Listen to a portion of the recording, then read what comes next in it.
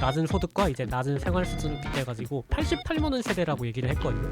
그쵸, 저는 예. 이제 하이닉스 88만 원 세대입니다. 월내 6000P 달성이 유력하지 않나라는 제 개인적인 이제 바램? 작지만 강렬하게, 작지만 재밌게 사회에 큰 따옴표가 되고 싶은 작은 따옴표의 중구난방 경제 토크쇼 파이넌센스입니다. 저는 대학생 이건이고요.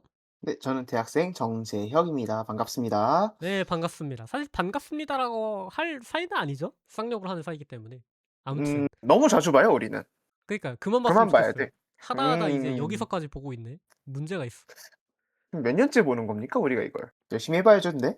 그렇죠. 이렇게 채널도 열었겠다. 열심히 해봐야지. 이번 채널 큰 따옴표에 새로운 콘텐츠를 소개합니다. 바로 파이넌센스, 경제를 쉽고 재미있게 풀어보는 콘텐츠로 비전문가 대학생 2명의 시선으로 보는 경제가 주제가 되겠습니다. 말 그대로 넌센스한 경제 금융이 되겠고요. 2월 초부터 지금까지의 이제 국장이라든지 미장이라든지 다양한 이슈들을, 경제적인 이슈들을 다룰 예정입니다. 네, 그렇습니다. 뭐 다양한 시각으로 보는 이제 경제가 있겠지만 저희는 이제 대학생의 시각으로 저희만의 시각으로 보는 경제 콘텐츠를 한번 만들어 가 보려고 합니다. 저희 가까이에 있는 우리들의 친구, 여러분의 친구, 모두의 친구 2월 초부터 지금까지의 국장을 알아보는 코스피 코스닥 분석 시간 5K 국장 분석 시간입니다. 그렇습니다. 저희 지금 국장 굉장히 잘 나가고 있죠? 요즘 표정이 좋으시던데요? 아, 그렇습니다. 요즘 행복하고요. 세부적으로 따라서 보면 사실 이런저런 일이 되게 많았었던 이런 한 달이었긴 하거든요. 하지만 그럼에도 불구하고 코스피는 연일 상승을 이어나가고 있습니다. 그렇습니다. 뭐 20만 전자, 100만 닉스 이런 얘기 많은데 그거 관련된 얘기도 좀 해볼 거고요. 국장이 왜 불타오르는지 어떤 일이 있었는지 한번 짚어보도록 하겠습니다. 먼저 케빈 워시 얘기를 안 할 수가 없죠. 그렇습니다. 워시쇼크가 2월 초에 있었죠. 그때 5천선이 붕괴되기도 하면서 막 굉장히 안 좋은 이슈들이 많았는데 그걸 또 어떻게 잘 극복을 해냈어요. 그거에 관련된 얘기도 좀 해볼 거고요. 유난히 미국의 영향이 많았었던 이번 한 달이었습니다. 네, 그렇습니다. 미국이 뭔가 일이 일어나면 항상 우리나라한테 어떤 일이 일어나는 거. 이거는 근데 전 세계적인 현상이라서 어쩔 수 없는 것 같아요. 하지만 우리나라가 가장 중요한 거는 이걸 잘 이겨내고 지금의 상황까지 왔다는 게 그게 가장 중요한 거 아닐까 싶습니다. 그렇습니다. 연휴 이후에 거침없이 상승을 했던 코스피고요. 이런 상승세는 코스피뿐만이 아니라 코스닥에서도 있었습니다. 네, 코스닥 같은 경우에는 지난달 일이긴 하지만 이제 지수 개편 이후에 최초로 1100선을 돌파를 했었고요. 이제 워시쇼크랑 AI 거품론 예전에는 이런 굵직굵직한 이슈가 있으면은 엄청난 하락을 기록하기도 했었는데 지금 같은 경우에는 1000선은 지키면서 그래도 어느 정도 굳건한 모습을 보여줬다. 굉장히 긍정적으로 평가할 수 있겠고요. 그와 관련해서 또 올해만 두 번째 매수 사이드카가 걸리기도 하면서 그래서 관련주 호황과 함께 주가도 굉장히 잘 나가고 있다. 이렇게 보시면 되겠습니다. 다음은 이제 코스피를 차트를 보면서 한번 알아볼 텐데 세 가지의 동그라미가 있는데 첫 번째 주 2월 초죠? 큰 규모의 하락을 코스피가 보여줬습니다. 네, 이때가 코스피의 저점이었습니다. 2월 저점이었는데요. 이제 워시 지명 그 이후 가장 직후의 거래일이라고 보시면 되겠습니다. 이제 1월 30일에 트럼프 대통령이 차기 연준 의장으로 케빈 워시를 지명을 했죠. 이때 어떤 얘기 가장 많이 들으셨나요, 건님? 금 관련 얘기도 많았었고 뉴스를 다룰 때 코스피 시장에서 가장 이야기가 나왔던 거는 첫 번째가 불확실성이었을 거고 두 번째가 유동성 우려였다고 저는 생각을 합니다. 중요하게 살펴봐야 될 부분은 이 인물은 매파적 성향이다.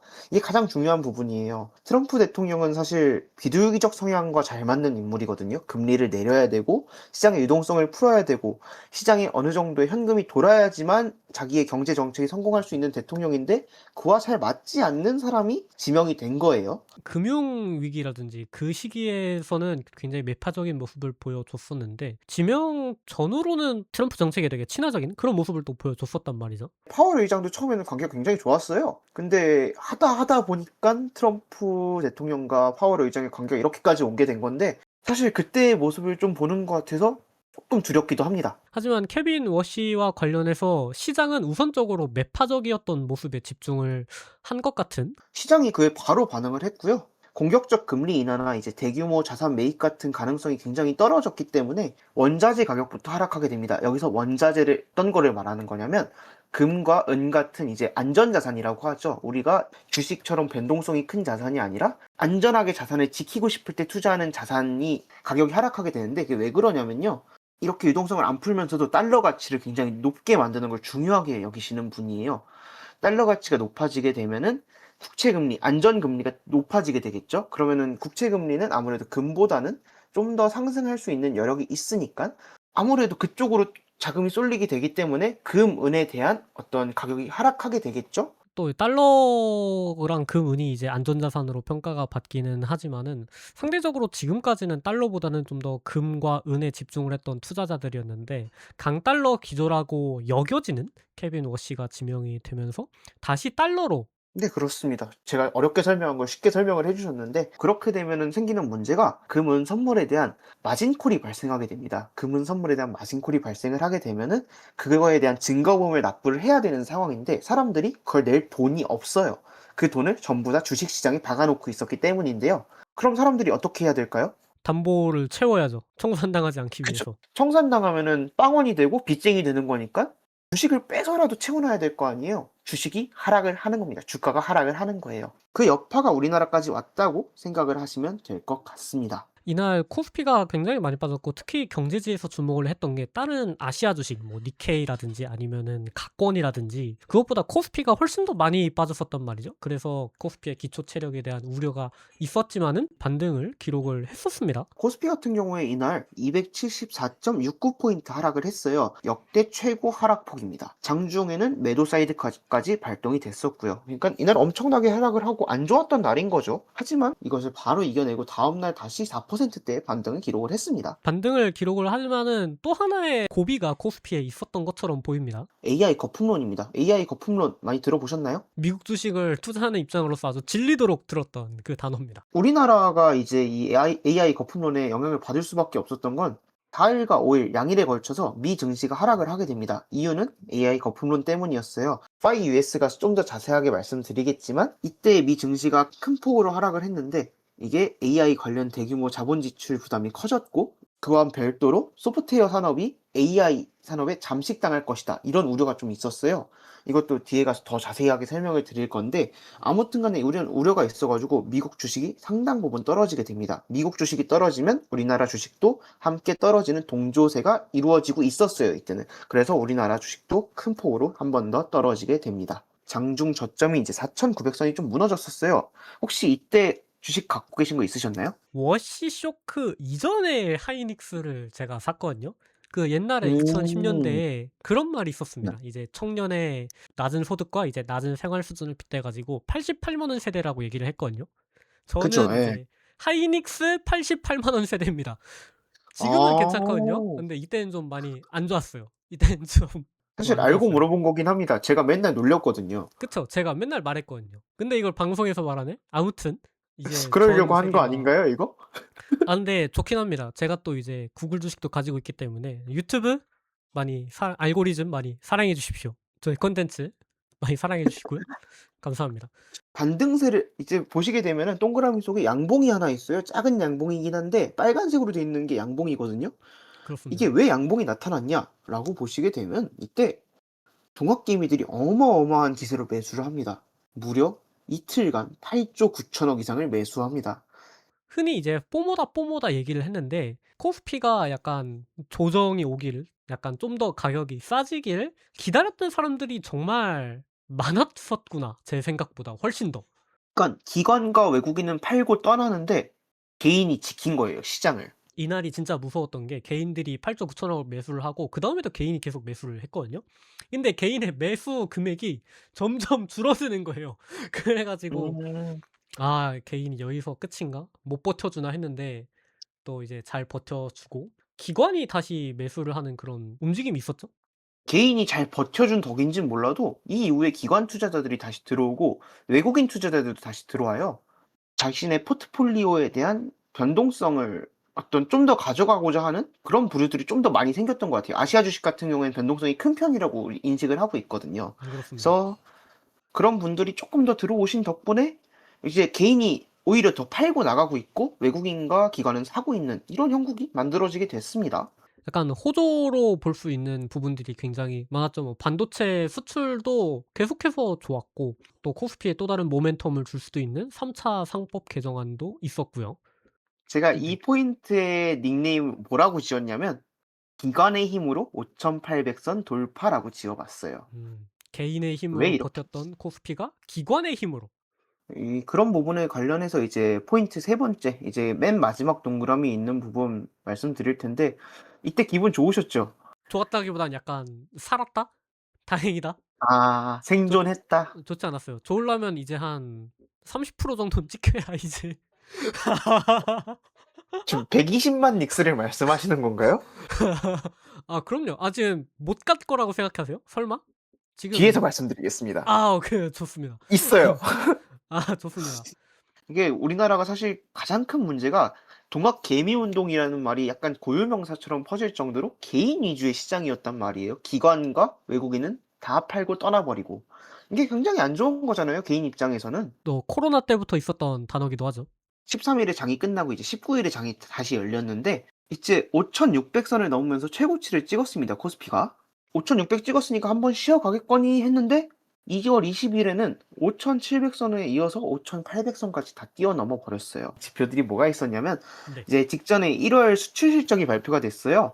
근데 반도체 등의 이제 메인 테마, 어떤 자동차, 반도체 이런 메인 테마의 수출 호조가 있었습니다. 1월 역대 최고라고 제가 봤었던 것 같아요. 정확하진 않지만 1월 중에서는 굉장히 좋은 수치였다라고 봤었고요. 음. 그리고 두 번째가 아까 말씀 주셨던 3차 상법 개정안. 이거 굉장히 내용 괜찮더라고요. 제가 봤을 때에도. 대학생의 시각에서도 괜찮은 거 보면은 다수 투자자들한테도 괜찮아 보이지 않을까라는 생각을 했어요. 건님 어떻게 생각하셨나요? 아무래도 성법 개정이라는 게 1차 성법 개정도 그렇고 2차 성법 개정도 그렇고 성법 개정이 이제 이루어지는 순간 코스피에 정말 커다란 모멘텀을 줬었어요. 두 번의 성법 개정 다 말이죠. 그래서 3차 네. 성법 개정에 대해서도 기대를 하는 투자자들이 정말 많죠. 지역가치 제고와 엄청나게 깊게 연결되어 있기 때문에 좀 더 중요하게 여겨지는 것 같아요. 아무래도 이런 페이스가 계속 유지된다면 월내 6,000P 달성이 유력하지 않나라는 제 개인적인 이제 바램 혹은 이제 어떤 예상 한번 해보고요. 1년 전까지만 해도 이제 3000P는 고사하고 약간 2800P? 그런 얘기들을 했었는데 어느새 6000P를 코스피가 바라보게 됐습니다. 근데 이거에 대해서 굉장히 희망적인 회로를 가지고 이렇게 대본을 쓰고 있었는데 오늘 오전에 너무 큰 변수가 발생을 해버렸다. 대법원에서 트럼프 대통령이 부과한 관세에 대해서 위법으로 판결을 했습니다. 6대 3으로 이제 위법이다라고 이제 판결이 났고 제 생각보다 꽤 빨리 대법원의 판결이 나왔습니다. 트럼프 대통령도 즉각적으로 대처를 했고요. 그쵸. 트럼프 대통령이 이게 가장 중요한 부분 같아요. 트럼프 대통령이 즉시 다시 관세 부과를 위한 행정명령에 서명을 했죠. 10%가 다시 부과될 예정이라고 합니다. 사흘 뒤부터. 트럼프 대통령과 이런 대법원의 갈등이 언제 봉합될지가 이게 문제인 건데 사실 이걸 예단하기는 조금 어려울 것 같다. 이게 제 생각입니다. 그렇습니다. 우리나라 같은 경우에는 사실 관세 갈등이라는 것이 어느 정도 해소가 됐다라고 생각을 했었거든요. 물론 그 뒤에도 이런저런 일들이 있었지만은. 약간 우리나라 경제에 다시 한번 한치 앞도 모르게 되는 그런 먹구름이 조금 안 좋은 상황인 건 맞죠? 더군다나 이제 토요일 1일이기 때문에 한국 주식 투자자들 입장에서는 대응을 할 수가 없는. 근데 다시 생각을 한 번 더 해보게 되면 우리가 1월 달에 관세 이슈가 없었던 게 아니에요. 1월 26일에 무슨 일이 있었죠? 관세 25% 재부과가 됐었죠. 주가가 올랐습니다. 그러니까 이미 주식 시장에 이게 반영이 돼 있는 거라면 오히려 지금은 25%에서 10%로 내려간 거잖아요. 어떻게 생각을 해보면 그쵸? 오히려 호황일 수도 있다. 이제 저 같은 경우에는 함부로 대응할 생각을 저는 좀 못할 것 같아요. 너무 예측하기 힘든 시장이다. 뭐 숏을 친다든지 롱을 친다든지 대응을 개인 투자자 입장에서 사실 하기가 힘들거든요. 개인이 해지를 한다는 것 자체가 상당히 어렵습니다. 개인은 가진 자산이 한정적이기 때문에 해지 효과가 그렇죠. 거의 없고요. 사실 저도 요즘 주식을 시작해야 되나 그런 생각 들어요. 요즘 제 바로 뒷페이지 가보시면은 이제 삼전 그래프 있거든요. 저걸 볼 때마다 배가 아파요. 제가 3만전자 되면은 삼성을 산다 그랬는데 한때 초반에서 멈춘 다음에 이렇게까지 온 거거든요. 최고점을 찍고 나서 쭉 횡보하는 모습이 있었거든요. 특히나 뭐 케빈 워시 쇼크라든지 그럴 때는. 하지만은 연휴를 전후해서 4일 연속으로 이게 상승을 한 거죠. 4거래일 연속으로. 4거래일 연속으로 엄청나게 성장을 했다고 할 수 있고 왜냐하면은 그전에 오른 폭이 워낙 상당했기 때문에 사실 한동안 조정장이 이르지 않을까라고 생각을 했었고 특히 SK 하이닉스가 그때 조정장이었거든요. 다 오를 때도 오르지 않던 게 SK하이닉스였는데 삼성전자는 그걸 뚫고 오르더라고요. 아까 부제에 있던 것처럼 뭐 20만 전자라든지 100만 하이닉스라든지. 이제 삼성전자 보시면 12거래일간 약 4만 원을 상승했습니다. 12거래일이면요. 한 달에 절반 정도 된다고 생각하시면 되는데 이게 또 삼성전자는 액면 분할을 했었던 주식이기 때문에 액면 분할 전의 가치로 하면은 정말 엄청 큰 가치인 걸로 제가 알고 있거든요.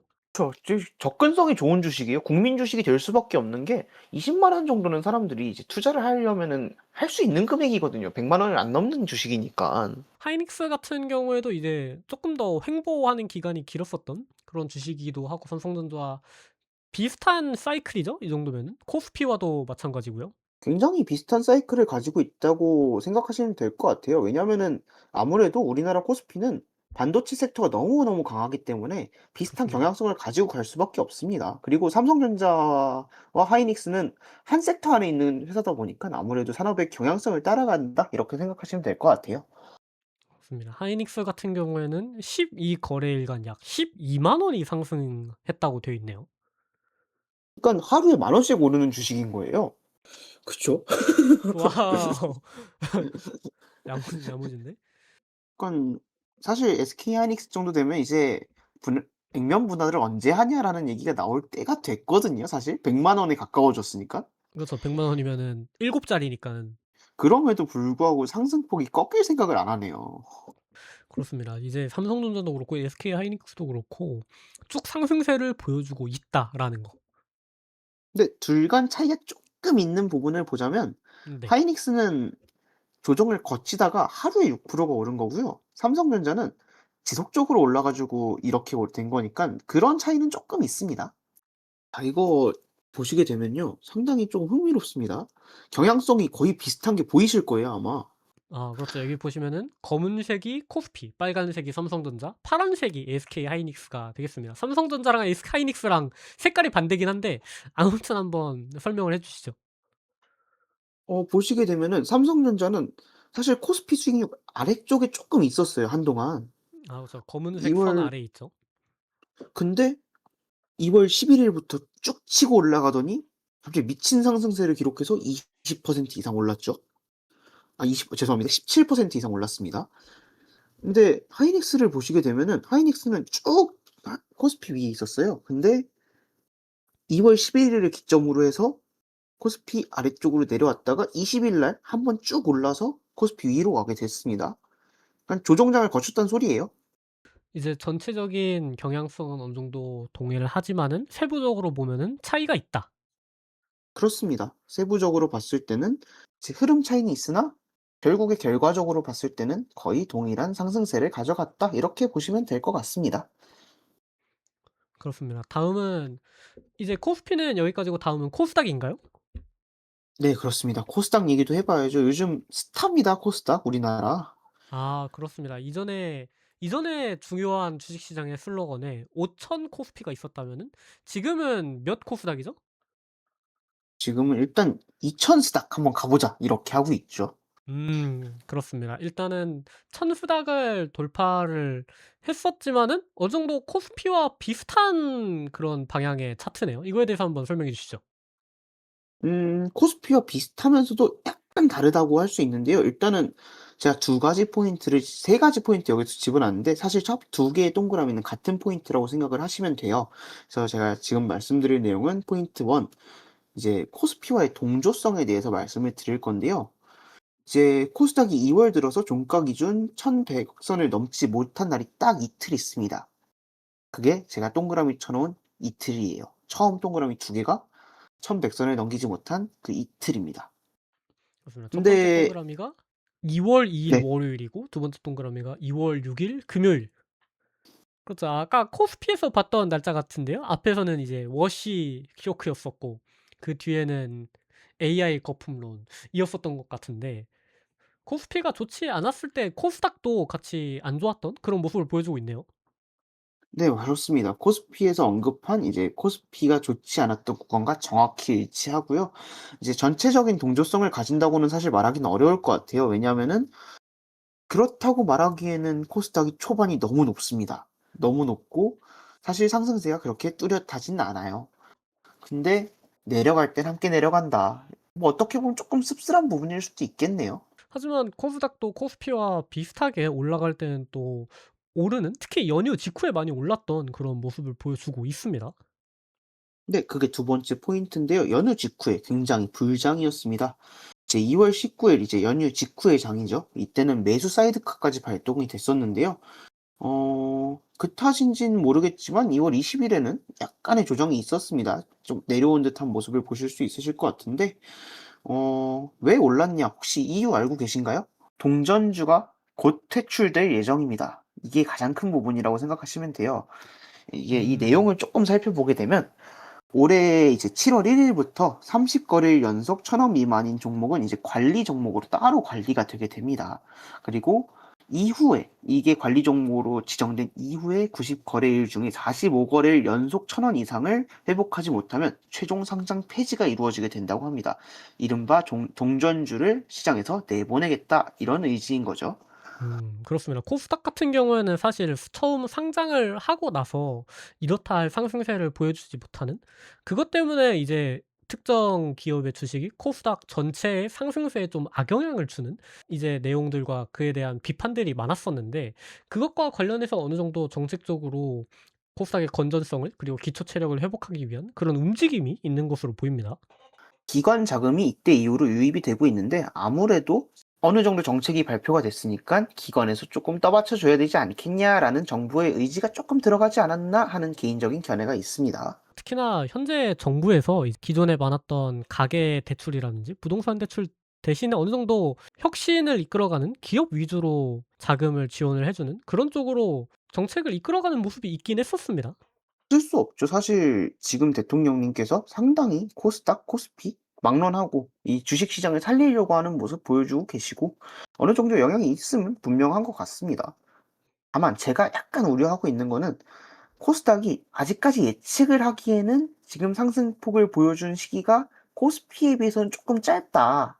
이 부분은 약간은 우려가 되는 부분이에요. 그리고 이제 주도주가 2차 전지, 바이오 이제 이 주식들인데 여기는 사실 기반 산업은 아니거든요. 그렇죠.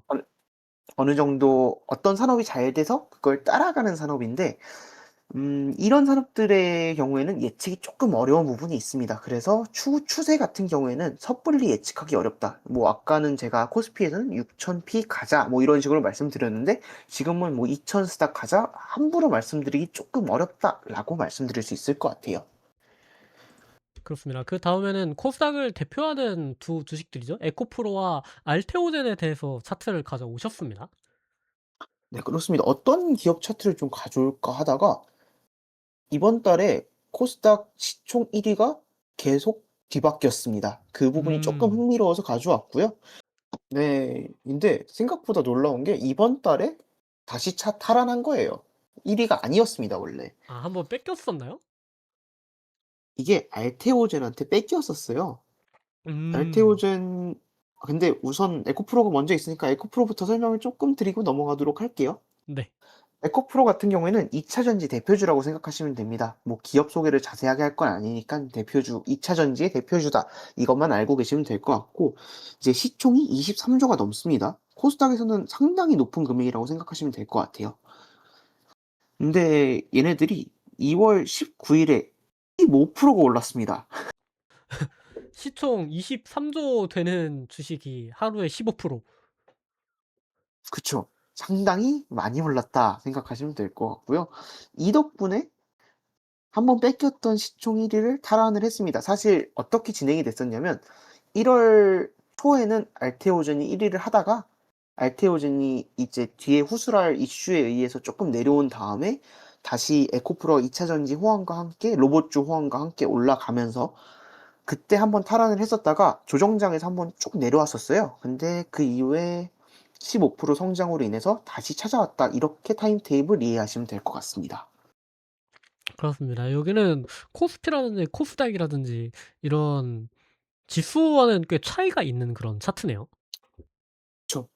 그래프만 보게 되면 큰 장대 양봉이 두 개 보이실 거예요.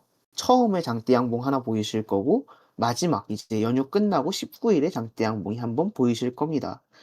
근데 그 이후로 조정이 반복되는 형상을 보실 수 있을 거예요. 그러니깐 아직 코스피처럼 점진적인 상승을 기록하면서 성장을 하는 모습이 아니라 약간 투기적인 모습을 볼 수 있다. 이렇게 보시면 될 것 같아요. 꽤 변동성이 있는 주식이 되겠네요. 이게 아직까지 제가 보는 코스닥이 쪼끔 아쉬운 점이랄까? 아직 안정성이 쪼끔 떨어진다 이런 모습을 볼 수 있습니다. 이 에코프로가 아까 말씀하실 때 시총 1 위를 한번 뺏겼었다고 했었는데 그 시총 1 위를 뺏은 기업에 대해서 한번 설명해 주시면 좋을 것 같습니다. 네. 이때 알테오젠 말씀을 드릴 건데 알테오젠도 사실 상당히 오랜 기간 코스닥 1등 하고 있었습니다. 작년에 코스닥 1 등을 했을 때 그래서 "우리는 코스피로 갈 거야." 그래서 코스피로 올해 상반기 중에 갑니다. 간다고 발표를 했기 때문에 갈 거예요. 네. 근데 이제 쪼끔 장기적인 하락세에 지금 놓여 있죠 아무래도. 이게 왜 그러냐면요. 이제 전에 에코프로하고 비슷하게 이제 상승 이후 조정의 형태가 나타나고 있는 그래프인데 왜 이런 형태가 나타나냐. 이제 지난달에 알테오젠의 이게 약 중에 하나인데 키트루다라는 이제 약이 있어요. 그 약의 계약 로열티가 시장 컨센서스의 절반도 미치지 못한다는 소식이 전해졌습니다. 그래서 그 생각보다 소식이 전해지 네. 네네네. 네.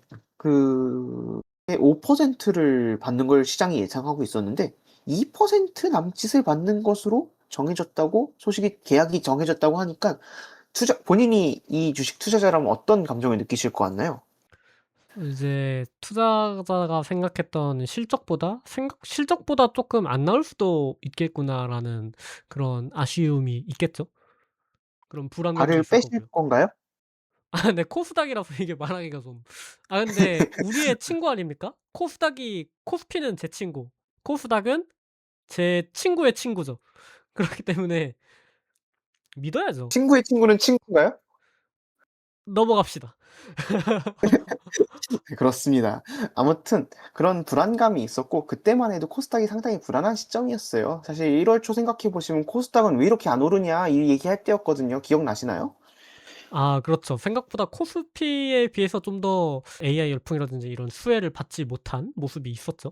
네. 그때 그래서 거의 5 0만 원에 달하던 주가가 지금 저점 보시면 3 6 1,000원까지 떨어졌어요. 이게 음. 14만 원이 떨어진 건데 이게 투자자 입장에서는 얼마나 청천벽력 같은 소식이에요 사실.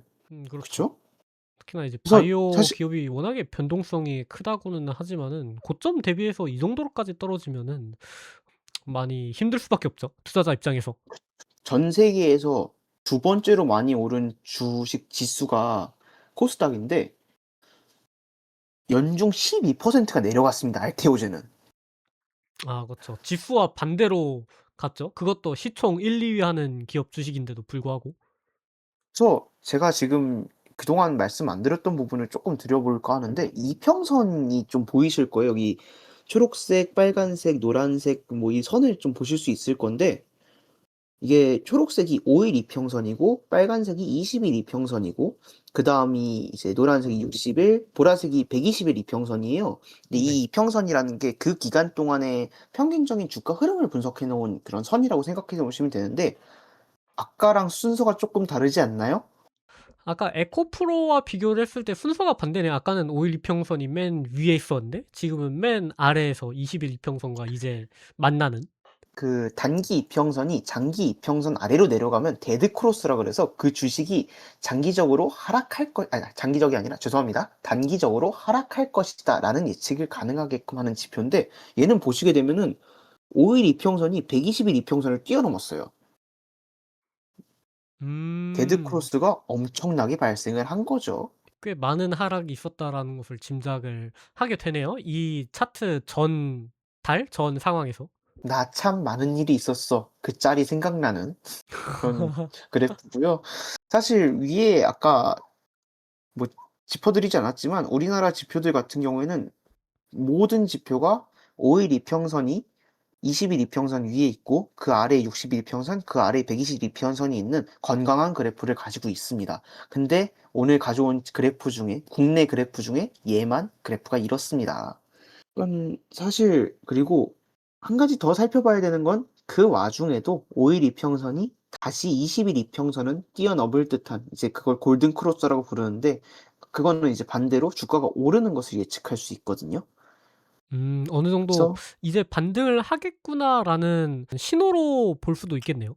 반등의 기미는 보이고 이제 워낙 많이 떨어졌어요. 이 주식이 제가 아까 말씀드렸지만 50만 원 가까이 갔었다 뭐 이렇게 말씀을 드렸었는데 그리고 원래 사업성이 없는 기업이면은 그 정도 주가까지 갈 수는 없었겠죠. 그러니깐 '지금이 저점일 수도 있다.' 이렇게 보셔도 될 것 같습니다. 이제 다음은 아까의 지표였죠. 코스피, 삼성전자, SK하이닉스의 상승률에 코스닥까지 추가된 그런 그래프가 되겠습니다. 네. 여기는 뭐 전체적인 거를 보실 건 아닌 것 같긴 한데 그 코스닥을 보시게 되면은 여전히 코스피의 한참 아래에 내려와 있는 걸 보실 수 있어요. 나머진 다 두 자릿수 상승세를 기록한 반면에 홀로 6.6% 성장에 좀 그친 듯한 모습이거든요. 상대적으로 이것 같은 경우에는 아무래도 코스피에 비해서 코스닥 특유의 섹터 때문이라고도 해석을 할 수가 있을까요?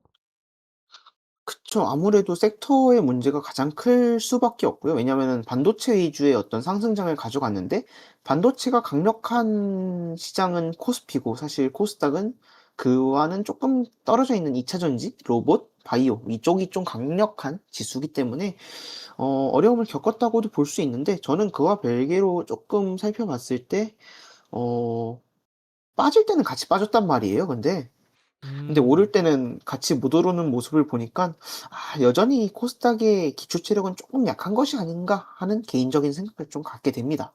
코스피와 비슷하게 코스닥도 어느 정도 정책적으로 붐업을 시켜주려는 모습이 있기 때문에 장기적으로 팔로우를 해야 될 이유가 충분해 보인다. 코스닥도 한번 기대를 해볼 만하다라고도 볼 수 있겠습니다. 그래서 제가 준비한 우리의 친구 국장은 여기까지입니다. 자, 지금까지 국장 알아봤고요. 그다음은 이제 바로 여러분의 친구이자 저의 가장 친한 친구 미국 주식입니다. 자, 박수. 우 박수. 우와. 경례. 아 절. 어? 어? 네. 으쌰. 네, 절했습니다. 이제 좀 사실 제 친구는 아니라서 전 안 했어요. 멋 네, 미장입니다. 이제 제가 세배를 했으니까는 세뱃돈을 배당금으로 주리라고 믿고요. 미장 같은 경우에는 사실 코스피보다도 훨씬 더 험난했던 그런 한 달이 되겠습니다. 이제 하나하나 설명해 주시죠. 코스피보다 험난했다는 표현이 저는 맞지 않다고 생각하고요. 네. 코스피와 비교할 수 없을 정도로 험난했다. 아, 그렇죠. 이제 거친 질곡의 세월을 걸었죠. 제 주식도 그렇고. 얘네들은 쉽지 않았어요. 사실 우리나라 얘기 아니니깐 쪼끔 더 막해도 될 것 같아서 쪼끔 더 과격하게 할 거긴 한데 뭣 지금 미국 주식을 들고 있는 내가 안 보이는 것이냐, 내 이놈. 어차피 저는 그거와 관계없이 매주 놀렸잖아요. 익숙하신 거잖아요. 어 알겠습니다. 이제 전 트럼프 대통령의 케빈 워시 의장 지명도 지명이지만은 저 같은 경우에는 AI 거품론이 훨씬 더 컸었던 그런 한 달이었다고 생각을 합니다. 사실 미국 사람들은 워시 쇼크 이거 눈에도 안 들어왔을 거예요. 왜냐? 트럼프 대통령이 그동안 해온 행적을 보면 워시 지명은 아무것도 아니에요. 그냥 뭐 지나가는 한 가지의 뭐 썰? 뭐 이 정도로 치부됐을 것 같거든요, 제가 생각을 했을 때는. 근데 트럼프가 문제는 지금까지 이거 걸어온 행적이 어떻길래 그런 말씀하시는 거죠? 뭐 다 아시면서 오늘 아침에도 보셨으면서 뭐 그런 말씀을 하시니 헉. 뭐 Makes 넘어가도록 나스닥 great 하겠습니다. again. 넘어가도록 하겠습니다. 네. 이제 특정 AI 거품론도 AI 거품론이지만은 AMD 쇼크라고 직접적으로 적어 주셨네요. 이거에 대해서 한번 설명해 주시죠. 말씀드리자면 굉장히 복잡한데요.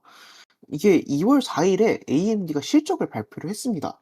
실적을 발표했는데 실적 발표 이후에 주가가 17.3% 빠졌습니다. 그렇죠. 아까 제가 하이닉스 하루에 6% 상승 이거에도 굉장히 놀랐었는데 하루에 17%가 떨어진 거죠. 특히나 AMD 같은 경우에는 정말 한국이라든지 아니면 전 세계 반도체 시장, 그래픽 카드 시장에서 정말 큰 역할을 차지하는 그런 기업임에도 불구하고 말이죠. 그쵸. AMD는 NDVI에 이은 두 번째 메모리 칩 생산 기업이라고 생각하시면 되게 좀 편할 것 같은데요. 이 AMD가 작년 4 분기 매출이 102억 7천만 달러였습니다. 그리고 EPS 주당 순이익이 1.53달러였습니다. 이게 절대 못 나온 게 아니었어요. 월가 예상치가 매출은 96억 7천만 달러, 주당 순이익은 1.32달러를 크게 초과한 예상치였습니다. 컨센을 초과했는데 어떻게 이런 하락이 나타날 수 있었냐? 이게 매출 가이던스 때문이라고 하거든요. 그 매출 가이던스라는 게 뭐냐면 예측치입니다. 매출이 어느 정도 갈 것이다라는 지금까지 예측했던 거에 대해서 검토를 했고 이 다음 예측치를 내놓은 건데 그 예측치가 마음에 안 들었다는 거예요. 이게 상당히 신기한 상황이죠. 이제 어떻게 보면 어닝 서프라이즈를 이게 기록을 한 거잖아요. 그쵸? 예상치보다 초과한. 하지만 그럼에도 불구하고 시장 전망에 못 미쳤다는 이유만으로 하루에 주가가 17%나 떨어졌다. 이 사실 매출 가이던스의 그 어떤 예측치도 이미 있거든요. 근데 그 예측치마저 넘은 건데 그 수치마저 마음에 안 들었던 거예요. 사실 좀 정상적인 하락이라고 보기에는 저는 힘들지 않나 싶어요, 쪼끔 세게 말하자면. 약간 정확한 분석 이외에 피어, 피어가 아니라 그건 P죠? P가 아니라 F, fear. 공포가 네. 굉장히 크게 작용을 했다라는 거. 어디서 공포가 왔는지 저는 지금도 이해를 할 수가 없어요. 근데 공포가 상당히 세게 왔다. 그래서 이게 어떤 의미냐면요. 결국 시장 컨센서스를 초과한 매출을 내고 가이던스 자체가 시장 컨센서스를 초과를 한다고 하더라도 그게 시장 어떤 기대치에 미치지 못하면 그 이유만으로도 17%의 하락을 기록할 수 있다라는 얘기거든요, 지금. 사실 AMD 기업뿐만 아니라 뭐 구글이라든지 엔비디아라든지 똑같이 실적이 좋았고 컨센서스보다 초과한 그런 좋은 실적을 냈던 그런 기업들도 있었거든요. 하지만 그럼에도 불구하고 주가가 하락을 했던 그런 기업들이 굉장히 많았습니다. 그리고 이때 어떤 일이 또 있었냐면 엔비디아도 이때 투자 관련해서 이슈가 좀 있어 가지고 하기로 했던 투자를 쪼끔 축소를 하고 혹은 오픈 AI에 대한 실적 쪼끔 약화가 되는 게 있어 가지고 그 부분에서의 어떤 조정장을 거쳐서 이때 한 4% 정도의 하락이 있었던 걸로 저는 기억을 하고 있고요. 그 가장 크게 쪼끔 무너졌던 데가 혹시 오라클이라고 알고 계시나요? 오라클 알고 있죠. AI 관련 투자를 쪼끔 부업은 아니지만 그걸로 인해서 어쨌든 간에 주가가 이때 7% 빠졌습니다. 7%. 그래서 이때 AI가 상당히 어려워했고요. 이게 결국에는 뭐 AMD처럼 어떤 기대치가 너무나 높았고 그거에 비해서 투자를 너무 많이 하고 있다. 이게 어떻게 보면은 쪼끔 핵심이 되는 그런 이유였던 것 같아요. 그렇죠. 이제 제가 한번 생각을 해 봤을 때는 이제 재혁 씨가 어느 정도 이런 투자자들의 공포에 대해서 얘기를 해 주셨는데 저는 어느 정도 이해가 되는 말을 해 보자면 물론 저는 머릿속으로 가슴에선 이해가 안 되긴 해요. 근데 이제 다른 다른 시각에서 이야기를 한번 해 보자면은 챗GPT가 나오고 나서 그때 쇼크 이후 거의 한 3 년이 지났죠? 그쵸. 이제 3년 동안 지속적으로 천문학적인 돈을 거의 투자를 하고 있는 건데 이 투자와 비교를 해 봤을 때 실제로 실적을 내는 기업들이 별로 없어요. 특히나 이제 구글 같은 경우에도 대부분의 수익이 이제 뭐 기존의 뭐 유튜브라든지 그런 쪽에 좀 집중이 돼 있었고 AI 투자와 관련해서는 사실 뭐가 없었거든요. 그래서 그런 상황에서 또 어떤 기업들은 또 "투자를 더 늘려야 된다."라고 이제 얘기를 하기도 하고 왜냐면은 뒤처지면은 안 되니까. 기업의 입장도 이해가 가지만은 투자자들 입장에서는 음. 좀 더 실적에 대한 공포로 이어질 수밖에 없지 않았나 싶었습니다. 물론 저는 이제 이 실적에 대한 공포를 가진 투자자들의 공포를 느꼈어요. 이 뭐 말도 저도 안 되는 상황 거기에서 공포를 좀 느끼긴 했습니다. 그쵸. 네. 트럼프 사과 관세 발표 이후로 말도 안 되는 상황이 내 주식 계좌에서 일어났었어. 문제가 많았어요. 그래서 이때 월초가 너무너무 안 좋았어요, 미장이. 그렇습니다. 이 AMD 쇼크가 사실 건님 미국 주식 많이 하시니까 아시겠지만 한두 주식으로 끝난 게 아니거든요. 연쇄작용을 일으켰습니다. 맞습니다. 이게 아까 말씀드렸지만 한국 주식 코스피에도 상당한 영향을 미쳤거든요. 날짜 보시면 아시겠지만 이때 이후에 열렸던 2월 6일 장이 한국장에서 굉장히 안 좋았던 날이라고 제가 말씀을 드렸잖아요.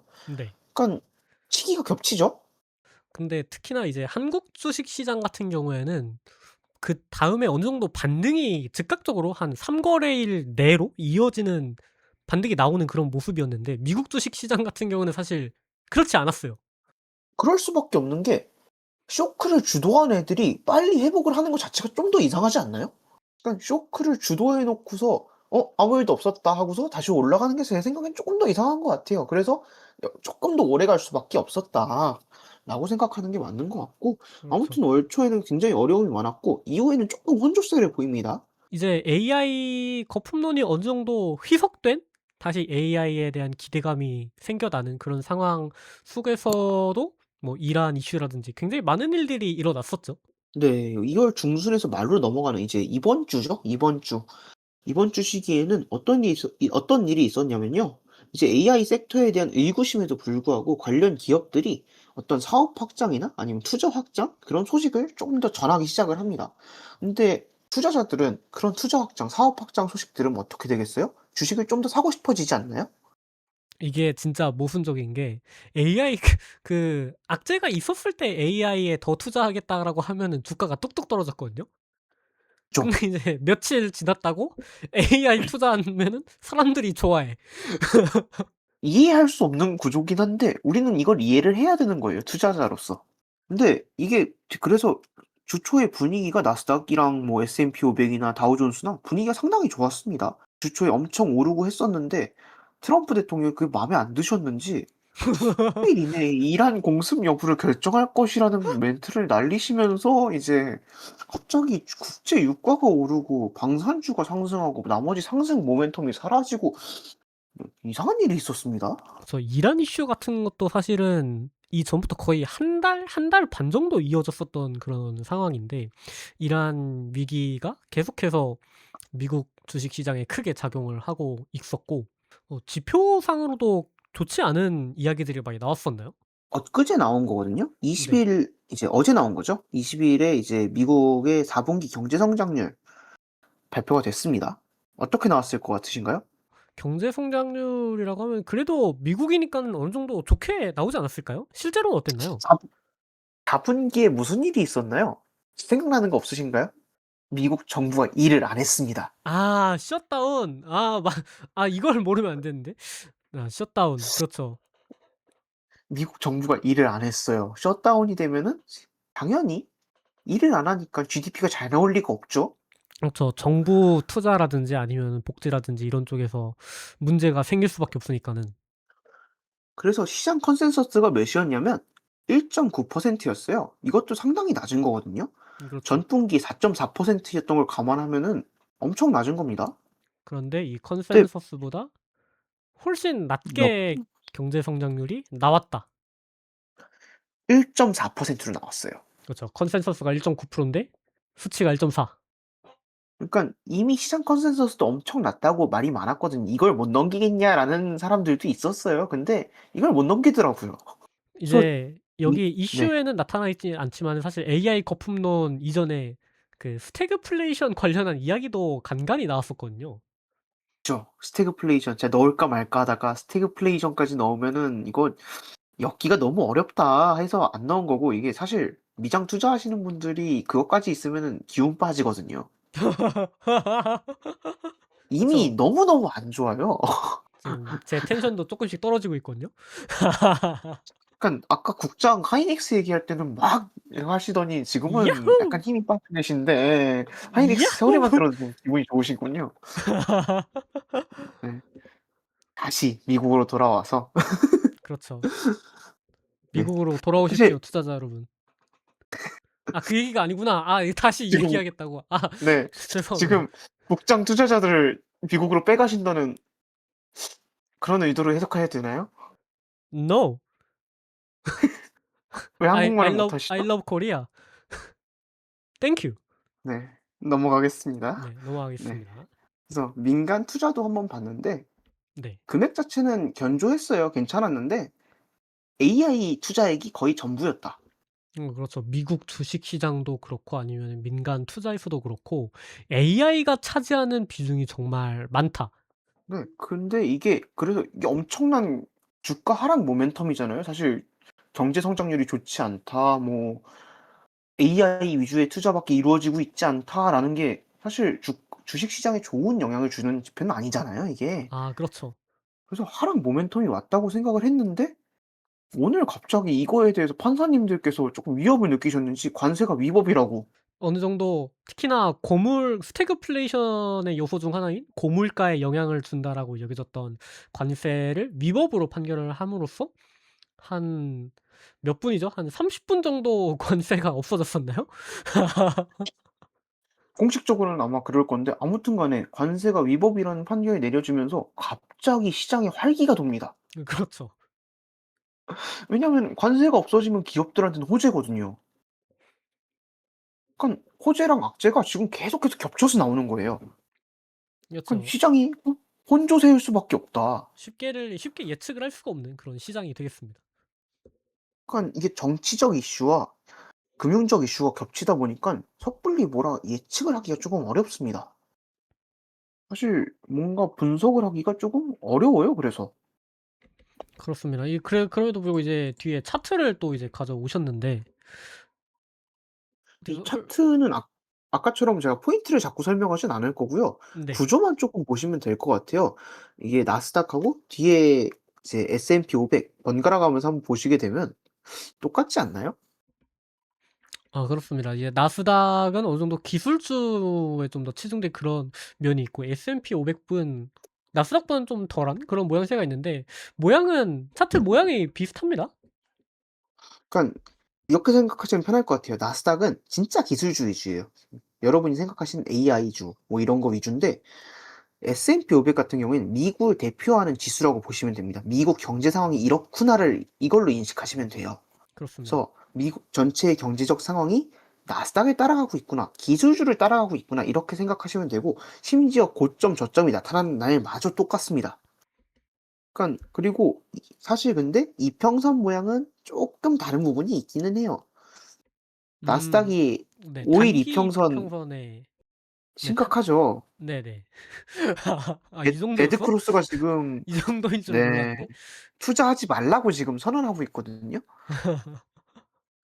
그러니깐 당분간 오르기 어려운 이평선인데 문제는 이게 금융적 이슈로만 이렇게 된 게 아니라 정치적 이슈도 개입돼서 이렇게 된 거기 때문에 '이평선을 100% 신뢰할 수 없다.' 왜냐하면 이평선이 금융적 이슈로만 된 거면은 쪼끔 신뢰할 만한데 외부 이슈가 개입한 경우에는 약간 신뢰도가 떨어지거든요. 그렇죠. 그래서 이 이평선의 움직임을 잘 지켜볼 필요가 있다. 언제 다시 골드 클로스가 일어나도 이상하진 않다. 그렇죠. 특히나 이제 현재 트럼프 대통령이 집권 중인 상황에서는 이런 현상이 더 클 수밖에 없다. 그리고 제가 빼먹고 설명을 안 드린 게 있는데 미국도 우리나라처럼 설날이 있었던 건 아닌데 거래일이 적잖아요. 보시게 되면은 거래일이 좀 적습니다. 13 일에서 갑자기 17 일로 넘어가는데 음. 왜 그런지 설명을 드리자면 16 일이 대통령의 날이에요. 아 그렇습니다. 설날과 비슷한 시기에 있죠. 하필 또 그렇게 돼 가지고 비슷하게 분석을 할 수 있게 됐어요.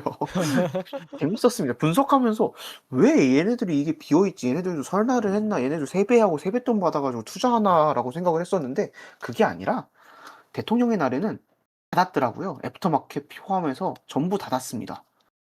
그렇습니다. 특히나 이제 대통령의 날 끝나자마자 다시 이제 상 반등을 하게 된 그래서 대통령의 날이 끝나자마자 AI계에서 이제 어떤 투자 이런 관련 소식이 쫙 쏟아지면서 'AI 모멘텀이 왔기 때문에 나스닥이 훈풍이 불었다.'라고 생각하시면 될 것 같아요. 그렇죠. 좀 이제 머리를 식히니까는 이제 다시 논리적으로 돌아왔다고 해도 되나 이거를? 이게 논리가 맞나요?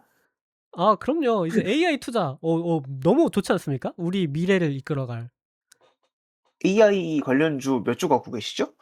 관련주요? 아 좀 그거 세 봐야 되는데.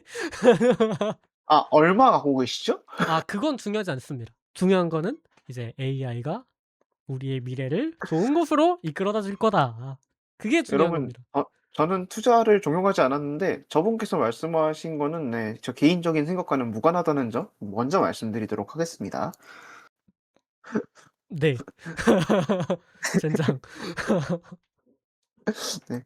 그래서 나스닥과 S&P 500 같이 봤는데 제가 하나 말씀 안 드렸죠? 다우존스 아직 말씀 안 드렸습니다. 그렇습니다. 넘어가셔서 다우존스 보시게 되면 그래프 모형이 상당히 다르죠? 차이는 좀 있겠지만은 우상향이라고도 볼 수 있을까요? 이 정도면? 우상향은 아니고요. 사실 까비. 우상향이라고 보기엔 쪼끔 어렵고요. 왜냐면은 이제 고점이 월 중간 2월 10 일에 나타났고 그 뒤에 좀 많이 떨어져 가지고 그쵸. 이제 이 49,000 대를 어느 정도 유지하고 있다? 조정장이 있다라고 보시면 되는데 이제 다른 장들에 비해서 이제 하락폭이나 상승폭이 좀 작죠, 아무래도. 그런 모습이 있네요. 저 박스권에서 놀고 있다고 하죠. 제가 사실 그쵸. 이 하한선을 그을까 말까 하다가 안 그었어요. 그걸 그으면 논란이 될까 봐. 그게 하방을 무슨 제가 하방을 정해 드리면 그 아래로 내려가면은 큰일 나잖아요. 아 그쵸. 그래서 제가 일단 하방을 제가 긋진 먼저 않는 캡처를 할 걸로. 거고. 네. 그럴 것 같아 가지고 제가 고소를 당할 수는 없기 때문에 그쵸. 그러진 않았고요. 그쵸. 근데 다우존스에 기업이 몇 갠데. 이평선 같은 경우에도 여기는 상당히 평화롭습니다. 아까랑은 다르죠? 그렇습니다. 크게 굴곡이 느껴지지 않는. 편안한, 흔들리지 않는 편안함 느끼실 수 있습니다. 음 왜 그런 거냐면 다우존스는 미국 전통의 대기업이 들어가 있어서 그래요. 아 그렇죠. IT 위주가 아니라 미국 전통의 대기업 혹시 생각나는 기업 있으신가요? 뭐 코카콜라도 있고요. 그죠. 코카콜라, 월마트 이런 이제 미국 굴지 혹은 좀 대표하는 미국을 그런 주식들이 잔뜩 들어가 있기 때문에 그런 거라고 생각하시면 되고 그렇기 때문에 좀 더 안정성을 가지고 갈 수 있다. 그리고 반도체 섹터에 큰 영향을 받지는 않는다. 뭐 영향을 안 받는 건 아니겠습니다마는 좀 덜 받는다라고 생각하시면 될 것 같아요. 그래서 아무튼 간에 다우존스에 투자하신 분들은 '그렇게 큰 손해를 보진 않았을 것 같다.'라는 생각이 드는 그런 그래프죠. 다시 한번 워렌 버핏의 이제 워렌 버핏을 존경하게 음. 되는. 가치 투자하셔야죠, 가치 투자. 네. 대표적인 이제 미국의 굴지의 대기업들은 '그렇게 막 못 나가진 않았다.' 이 정도로만 생각해 주시면 될 것 같아요. 다우존스가 사실 힘을 많이 잃어가고 있는 중이라. 그렇죠. 아무래도 AI 열풍이 계속해서 이어지다 보니까는. 네. 그닥 그렇게 상황이 좋진 않습니다. 그리고 그와 관련해서 제가 뒤에 그래프를 하나 더 가져왔는데요. 한번 살펴보시게 되면은 이제 네 대표 종목들을 좀 몇 개 가져왔어요. 그렇습니다. 이제 엔비디아, 구글, 마이크로소프트, 월마트. KO가 코카콜라인가요? 그렇습니다. 음.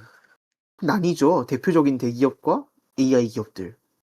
그쵸. 코카콜라와 월마트는 어느 정도 상승을 한다거나 또는 이제 하락을 하더라도 어느 정도 받쳐주는 모습이 있었다면은 뭐 엔비디아라든지 구글이라든지 특히나 마이크로소프트가 그 매그니피센트 세븐 중에서도 많이 안 좋았던 그런 모습을 보여주고 있네요. 하방 없이 내려갔죠. 너무너무 AI 투자자들한테는 힘들었던 특히 미국 서학개미들한테는 너무나도 힘들었던 이번 달이 아니었을까 싶어요. 하이닉스를 생각하시면서 웃으시죠? 야호! 그렇습니다. 그렇습니다. 여 여기까지가 미장 내용이었고요. 사실 미장을 쪼끔 더 준비해 보고 싶은 내용이 많았는데 미장 같은 경우에는 너무 정치적 이슈랑 엮여 있는 게 많아 가지고 뭔가 더 얘기를 할 보다가는 쪼끔 논란에 휩싸일 만한 것도 있고 해서 사실 경제적으로 해석할 만한 걸 위주로 가져오다 보니깐 약간 '내용이 좀 줄었다.'라고 이해를 좀 해 주시면 좋을 것 같아요. 왜요? 뭐 남의 나라인데. 한번 말씀을 해 보시죠 그러면. 트럼프가 말입니다. 여기까지. 네. 뒤에 내용은 제가 캡처해 가지고 같이 업로드하도록 하겠습니다. 뭐. 네. 여기까지가 미장이었습니다. 네, 지금까지 국내 주식 국장 그리고 미장 모두 알아봤고요. 시작할 때 그냥 "시작할게." 하고서 시작할게 그러면. 예. 오케이. 시작하겠습니다. 다음은 이슈 썰이 미안.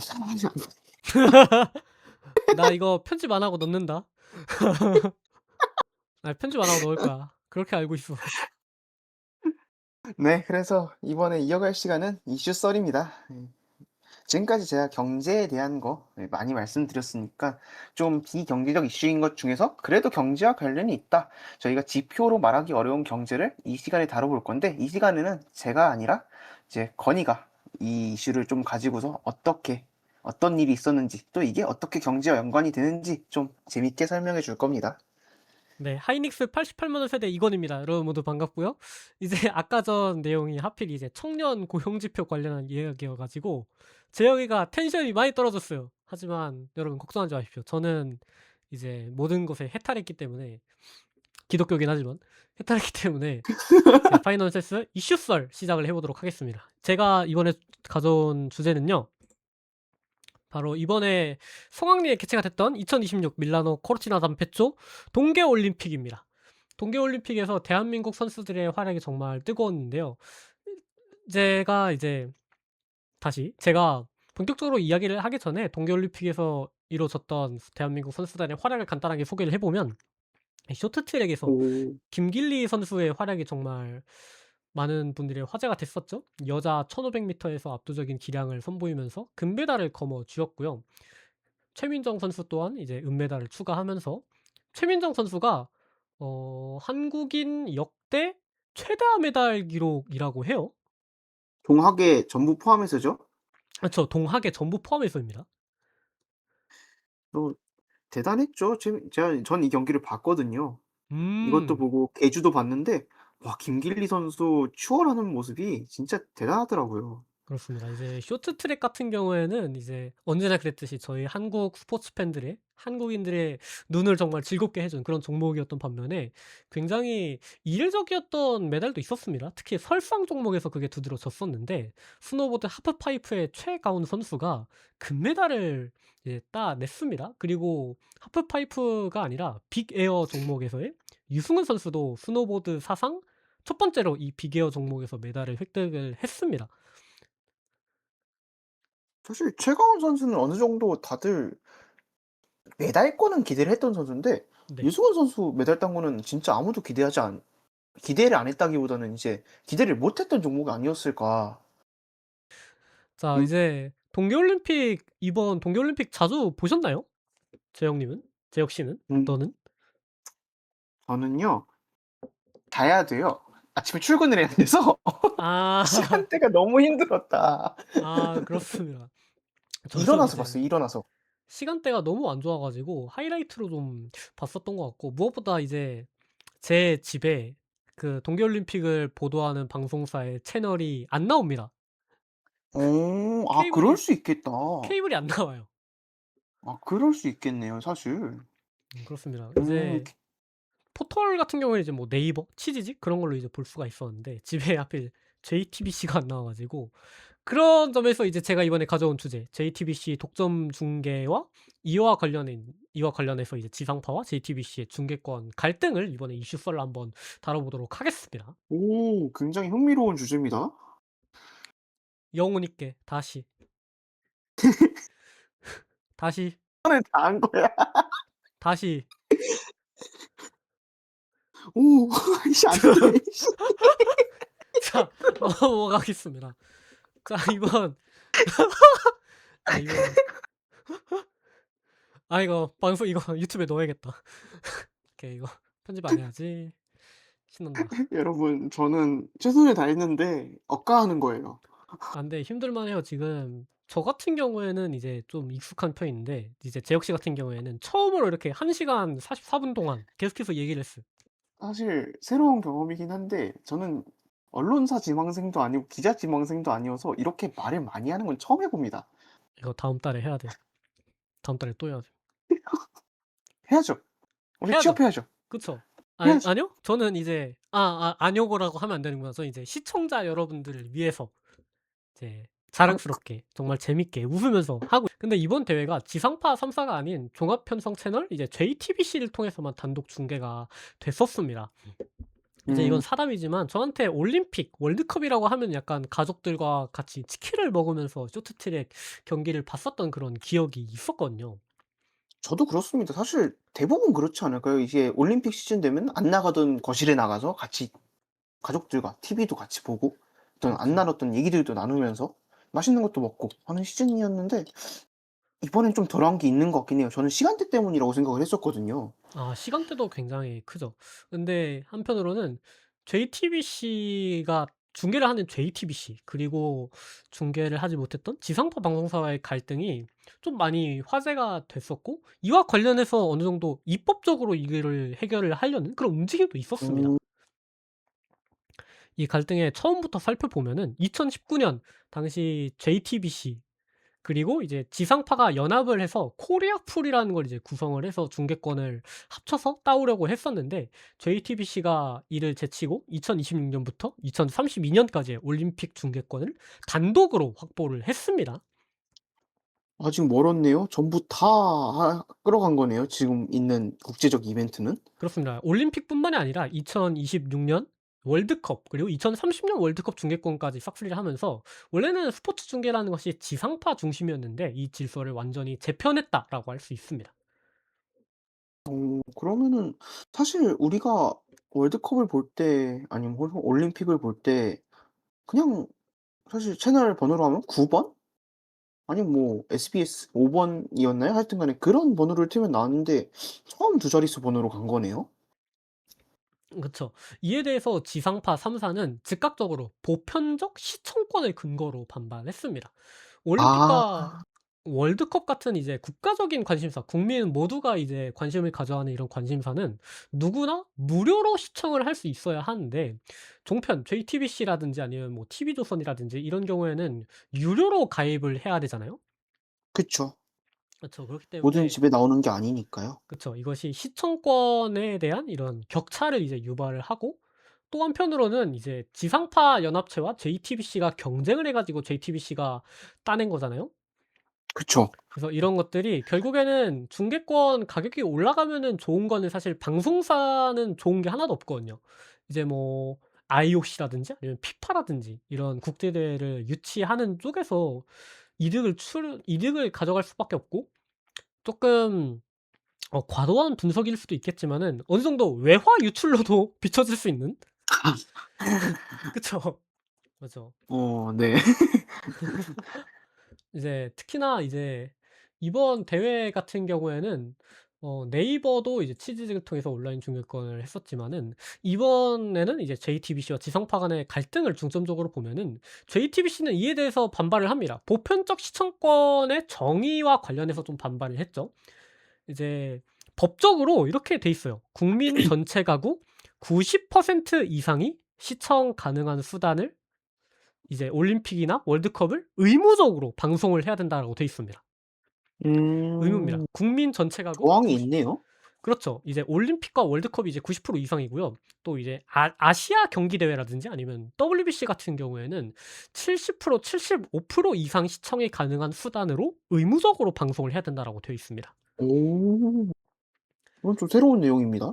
그쵸. 한편에 이제 JTBC 같은 경우에서는 반발할 수밖에 없죠. 왜냐면은 봤을 때 90% 이상이 볼 수 있거든요, JTBC를. 아.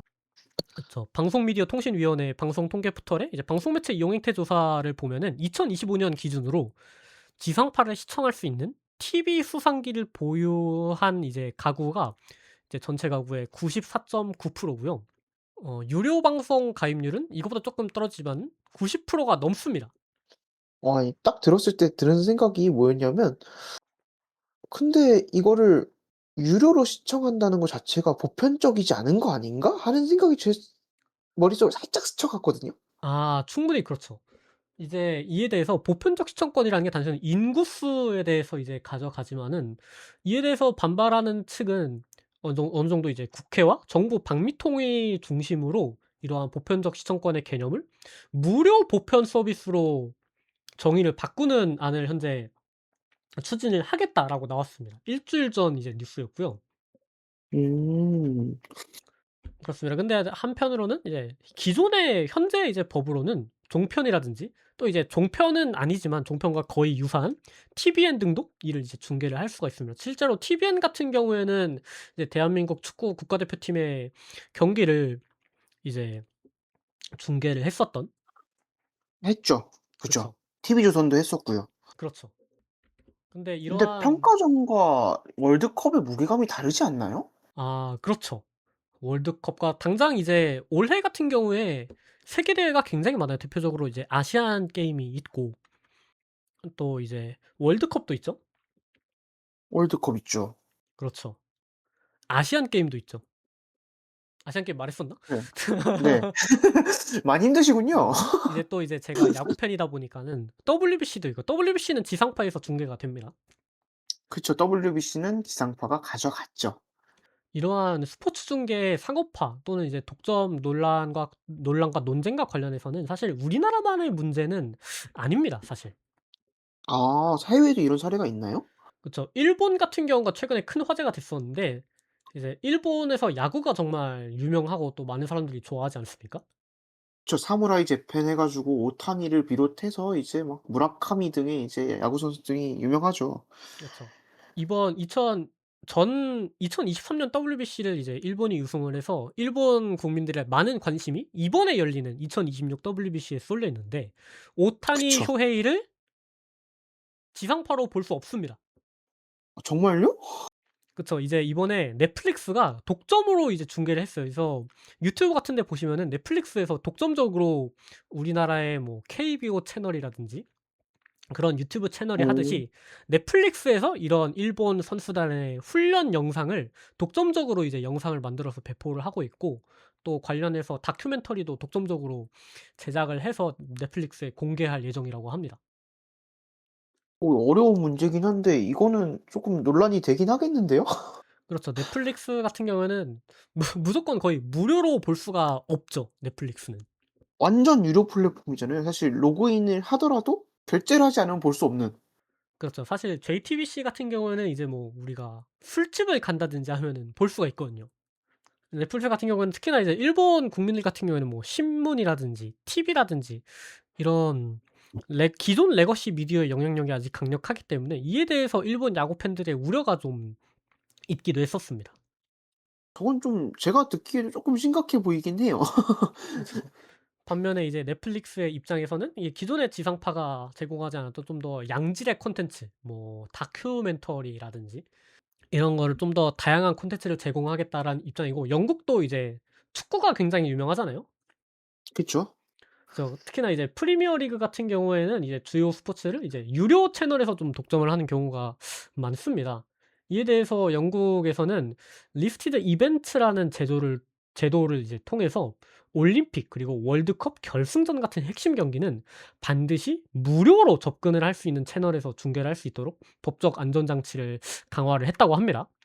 눈에 띄는 부분이 월드컵 결승전이라고 한정 지은 게 쪼끔 눈에 띄긴 하네요. 중계권을 따와야 되는 그런 이슈가 있기 때문에 음. 아니, 이게 우리나라만의 이슈가 아니라는 것도 참 재밌는 부분인 것 같아요. 음 그렇습니다. 이제 우리나라 정치권 같은 경우에는 아까 제가 말씀드린 것처럼 무료 보편 서비스로 명확히 규정을 해야 된다는 이야기도 있지만은 JTBC 입장에서는 억울하거든요. 자신의 이제 돈을 내고 그렇죠.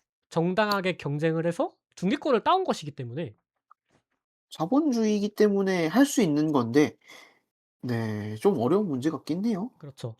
하지만 또 한편으로는 이제 공공재 성격의 스포츠 콘텐츠는 이제 모두가 보고 또 즐길 수 있어야 하기 때문에 이런 콘텐츠는 공공재다.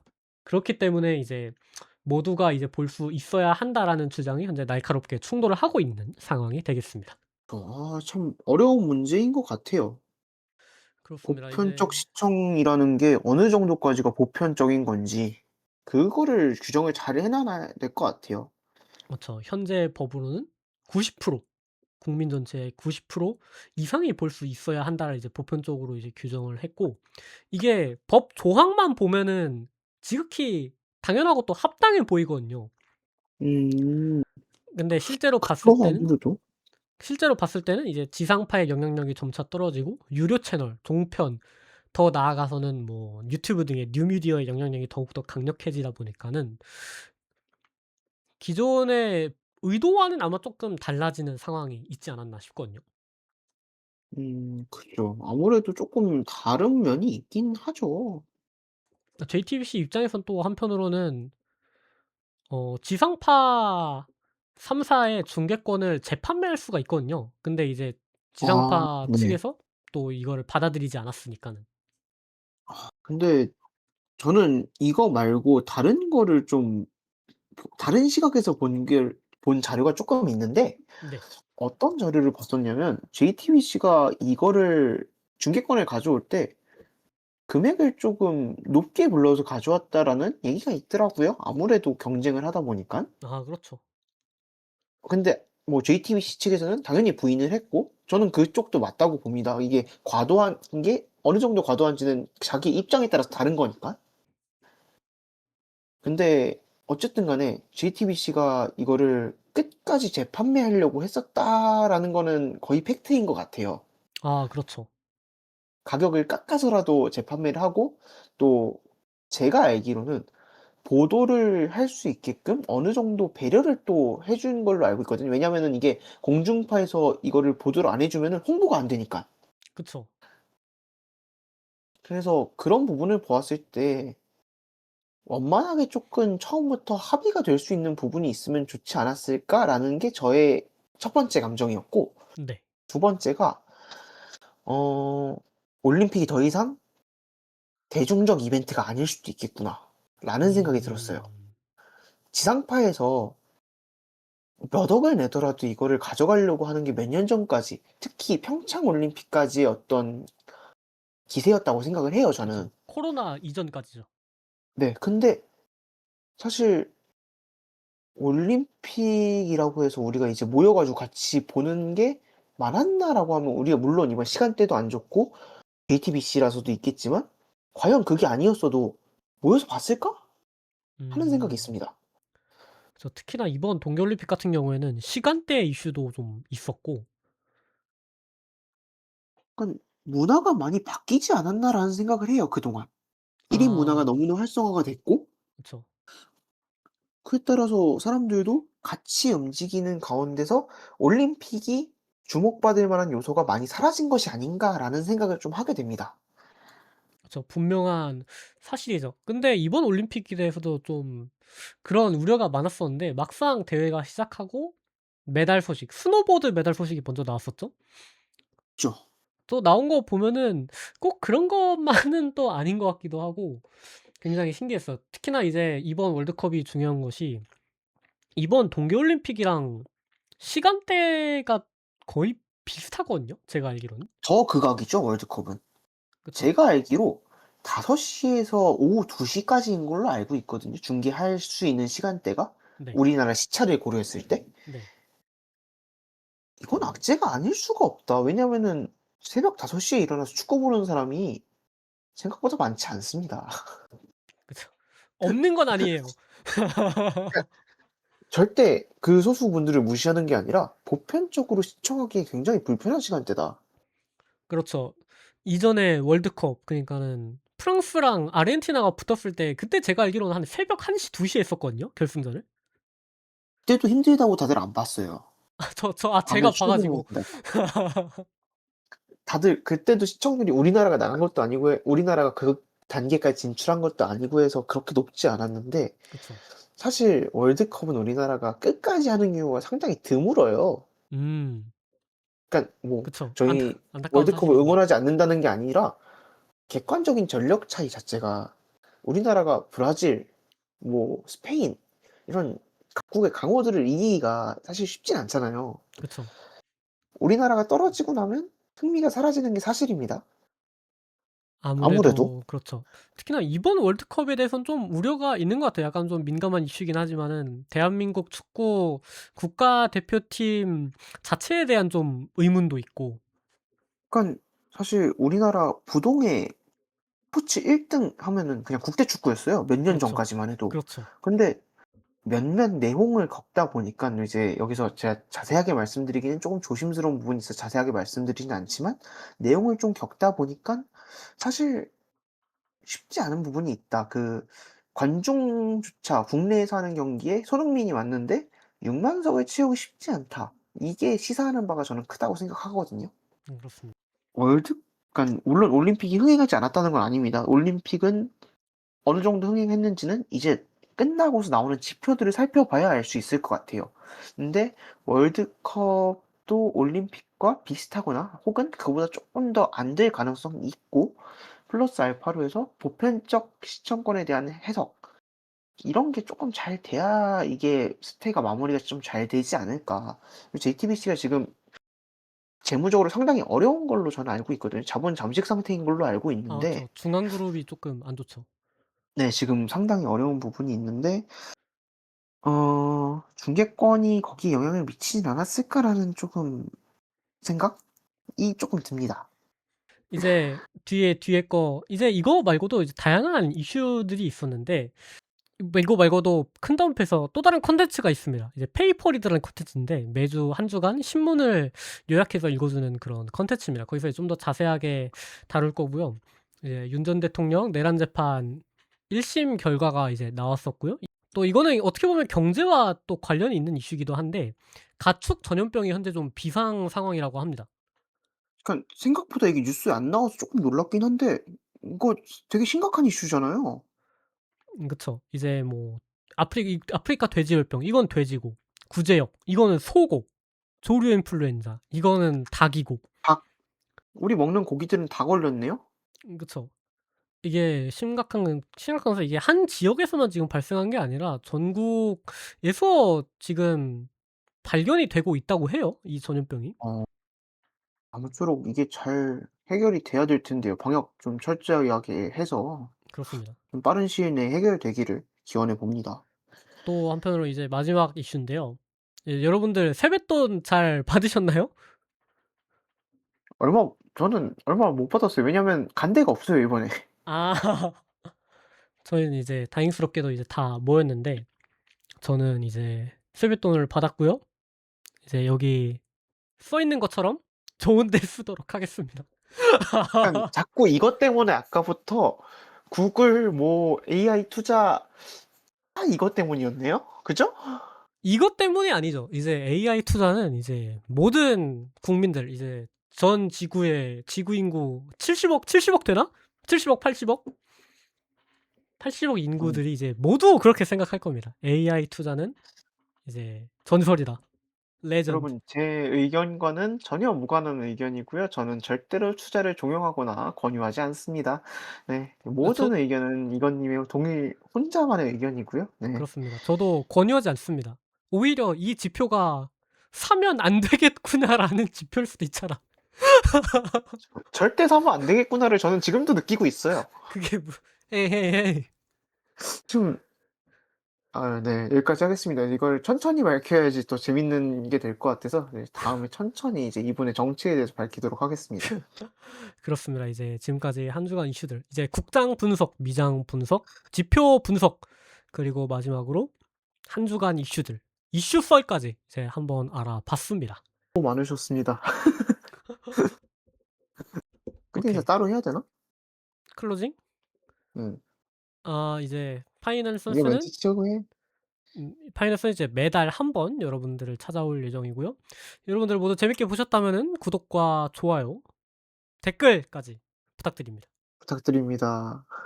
미리 감사합니다, 여러분.